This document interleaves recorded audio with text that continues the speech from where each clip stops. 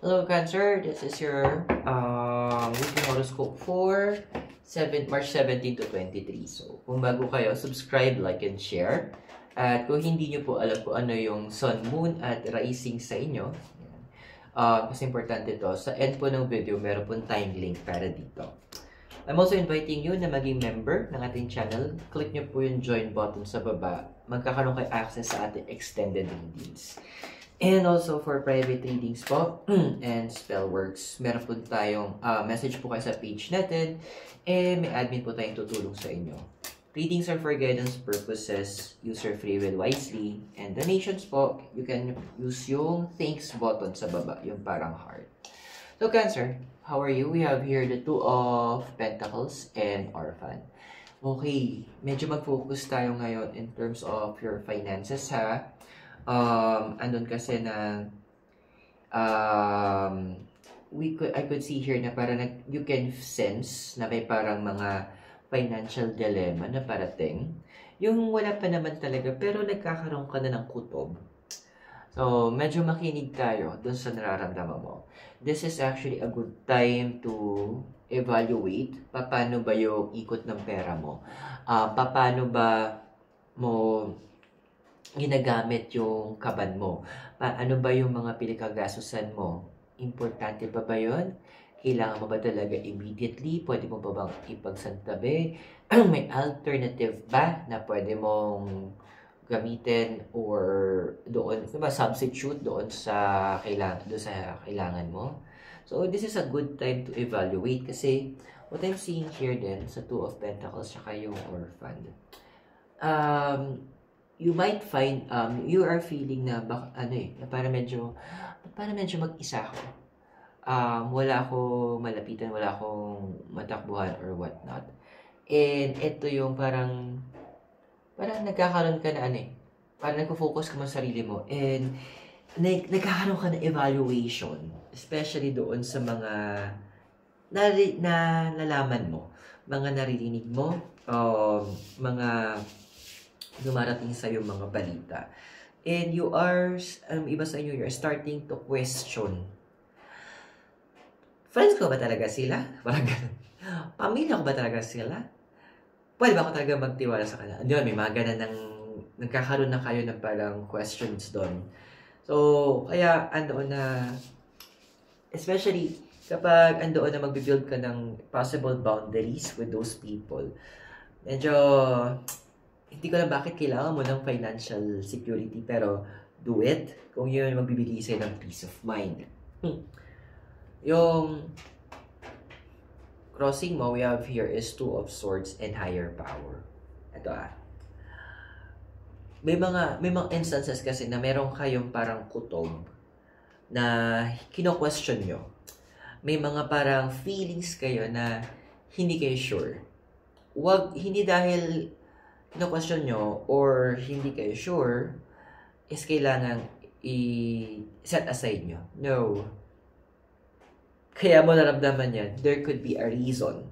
Parang lagnat lang yan Nagkalagnat ka, hindi dahil yun ang sakit mo talaga.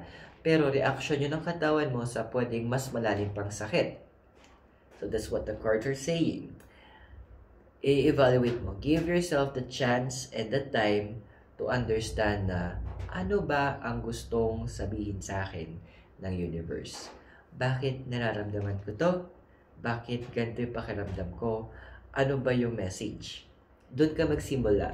Then try to evaluate ano ba nangyayari sa paligid mo. Because one way nakikipag-usap sa atin ng universe is through what we feel. So, sa ibang terms, tinatawag namin siyang impression. Kasi akala ng iba kasi para marinig mo yung universe, literal na marinig mo siya sa auditory, or iba naman na parang kailangan nakikita, visions, ganyan, or sa hearing kasi clairvoyancy. But the most common na napansin ko, paano kapag-communicate yung universe is through impression. So that is our emotions. Pakinggan mo, evaluate it, and you might be surprised, mahanap mo yung ugat. Bakit mo nararamdaman yun? Your desired card is time to go and Two of Cups. Well, may mga tao talaga na gusto natin talagang tanggalin sa life natin. Gusto na natin silang ihiwalay, ilayo sa buhay natin kasi andoon na nakakapagod na rin sila. Andoon na gusto mo na ring lumayo sa kanila. Andoon na yung tipong with the two of cups. Yung parang gusto mo na mag-solo kasi ang gulo nilang kasama. So, these are some of your friends or so-called friends na sabihin na natin na nakakaramdam ka na something is off. Na nakakaramdam ka na parang, ano to, minsan may napapatanong na kayo, binabackstab ba ako nito? O andoon na gumagawa po ito ng kwento sa akin? Kaya yung sabi, makinig ka doon sa impressions mo, doon sa kutob mo. And evaluate, try to understand. Kasi may pinag-uugatan eh. Hindi ka makakaramdam na gusto mo na lumayo if kung wala naman dahilan. Kumbaga sa energy, di ba? Alam mo may something off doon sa energy nila. Hindi mo palang alam. Mamaya tingnan natin kung ano yun. Curious din ako eh. Pero yung foundation mo kasi dito muna. We have here is not for you, tsaka si Ten of Swords. Okay, so don't allow na, huwag mo naman hayaan na maging overcritical ka ha, na i-overthink mo yung mga nangyayari. Walang masama that you are analyzing. Okay tayo doon. Walang masama na nag-evaluate ka. Goods tayo doon, ha? Ang concern lang natin dito is yung part na baka mamaya is i-overthink mo yung mga bagay-bagay and andoon na hindi mo na alam kung ano yung next step mo. Kumbaga, ma-focus ka naman doon sa pag-analyze. Ang medyo maging hatak naman sa'yo. Pag na-focus ka doon, syempre makikita mo yung mga negativity.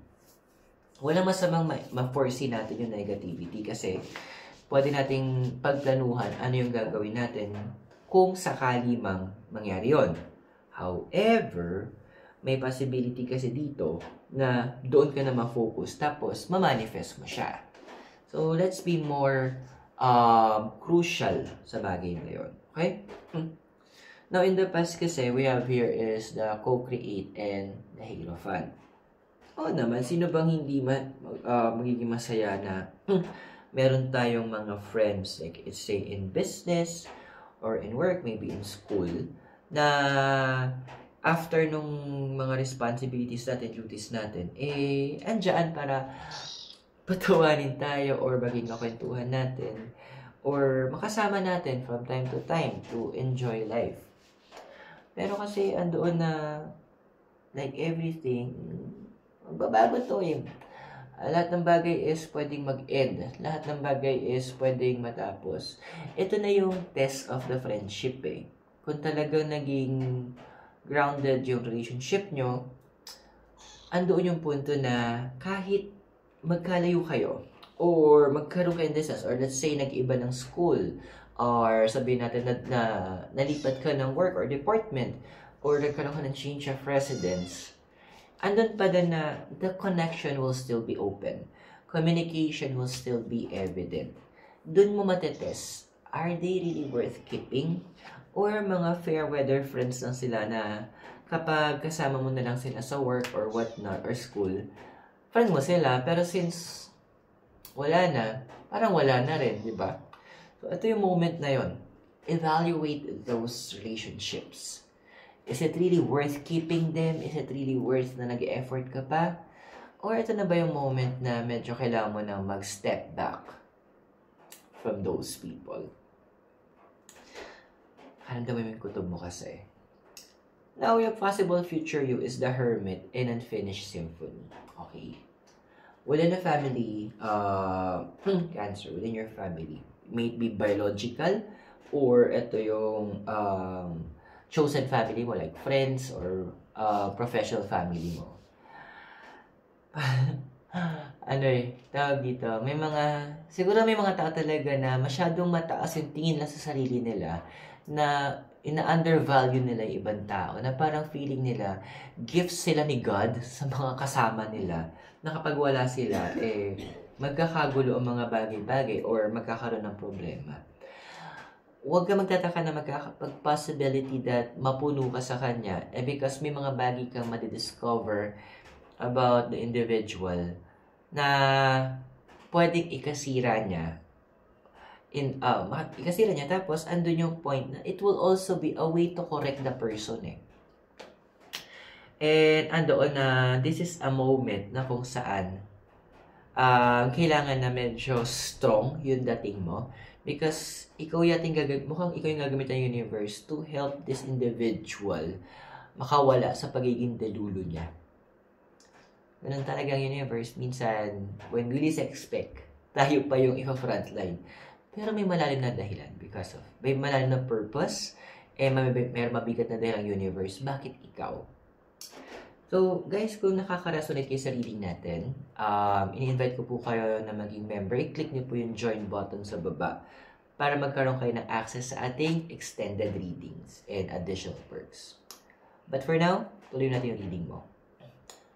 Your physical environment is the 8 of Pentacles, tsaka si round and round. Okay, so, sino ba sa inyo gusto lumipat ng work or mag-start ng business? O andoon na medyo either magpapromote or magpalipat na siguro destino or department. Medyo open na siya for you. Ayan. So, prepare ng resume, prepare ng portfolio. Actually, may iba pa nga sa inyo, parang madidiscover nyo that you have this certain new skills pala or may capacity ka palang gawin to. Let's say, sabihin natin na,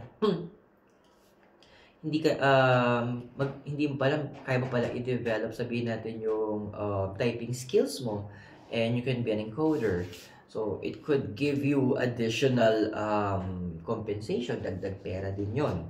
Pakiramdaman mo, ano may mga bagay na parang kumakapture ng attention mo ngayon? Ano yung mga bagay na medyo parang pag nakikita mo, kumikinang-kinang siya. Parang gusto ko aralin yon. Or parang gusto ko intindihin yon. Like, sabi natin, another language. Parang gusto ko matuto pa paano magkaroon ng makipag-converse gamit yung Spanish language, ayan, ganyan, or yung French language. Or paano kaya yung editing ng mga videos. So, this is a good time that you open mo yung sarili mo doon. Kasi, it's time for you to break out of the financial cycle na kung nasan ka. Okay, so next natin dito sa emotion environment mo, it's time for a nap and the card of the moon. Literal. Ipahinga mo yung emotions mo. Not all the time, puso yung ginagamit natin for decision making. Remember, balance ang mundo natin. Meron tayong yin and yang. That's why meron tayong logic and emotions. Yes, binanggit natin sa impressions, yan ay nakikipag-usap ang universe natin most of the time. Pero andyan ang isip natin, ang logic natin, para i-counter-check yon, para i-balance. Kasi mahirap naman na parang kung ramdam lang ng ginagamit natin, since pwedeng pasukan nyo ng human error, magkakaproblema tayo. I know someone before na andoon na meron masama talaga yung loob sa isang tao. Tapos, andoon na para may impression daw siya, may nararamdaman daw siya na about this person. Tapos, from there, ang dami niyang sinabi na. So, ako naman habang nakikinig, ang negative ang sinasabi niya. So, parang hindi nagme-make sense. Kasi ginagamit ko yung logic ko. Doesn't make sense yung mga sinasabi niya. Then, nung kinwestiyon ko yung mga sinasabi niya, doon niya napansin, doon niya na naisip. O nga no, butas-butas pala yung mga sinasabi niya, yung mga theory niya. Sabi ko sa kanya, because you're letting your emotions rule you. Gamitin mo din yung logic mo. Same thing with you. Kasi, ang ina-avoid ng universe dito is baka magkaroon ka ng mga decisions and actions that is based on emotions. One of my friends told me, sabi niya, kapag galit ka, huwag ka magde-decide. Kapag masaya ka, huwag ka mangangako. Looking back, sabi ko, nga, may sense at tama yung sinabi niya, that's full of wisdom. Hopes and fears mo we have here is the King of Wands and chaos and conflict. Ay, bakit na? Ayan nga. Well, in a way naman, gusto mo naman talagang i-correct tong taong to eh. Kasi, ang hirap makipag-deal sa mga tao na feeling, kung sa work to, tagapagman ng kumpanya, or kung sino man, mga feeling all-knowing. May tawag doon eh, Dunning-Kruger. Ayun. Dunning-Kruger effect yata. Yung konti lang na may alam, pero kung makalita niya, akala mo naman dalubhasa na sa larangan yun. So, yeah, andoon din na, in a way, siguro nagkaroon ka ng wishful thinking, na sana makorek siya, and mukhang ikaw man yung gagamitin ng universe for that. So, prepare mo na yung sarili mo. Always remember, use your logic and your emotions ng sabay. Okay? Check and balance tayo. Kasi, ang target natin dito is to help the person realize yung mali nila para maitama ito. Possible future mo is the 5 of Pentacles and here and now. Ay, talaga may mga balak nyong, ayan, may mga balak talaga magkaroon ng movements. Now, these movements, madaming klaseng movements to na lumalabas sa cards. Ay, yun na nga. Okay, sige. Gets ko na kung saan yung movements. So, medyo mag-prepare ka na rin in terms of your finances. Kasi medyo baka maging magastos tong paglipat na to. At sabihin natin talagang para ka naglaro ng game at i-reset mo yung game na to.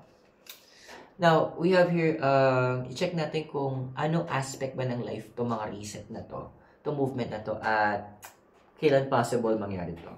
And we will check that sa extended readings mo. Medyo, yun lang, medyo. Ayan, para ma-access yung extended readings, i-click mo lang yung join button sa baba and be a member. And kung bago kayo, subscribe, like, and share. The readings we did were for guidance purposes. Use your free will wisely. Private readings and spellworks, message po kami sa ating page. An admin will help. And donations can be sent using the thanks button sa baba. Cancer, maraming salamat. God bless. Namaste. Hare Krishna and blessed be. And hope to see you po sa extended reading. Mula po sa Dominican Hill in Baguio City. Have a great day. I'll see you soon.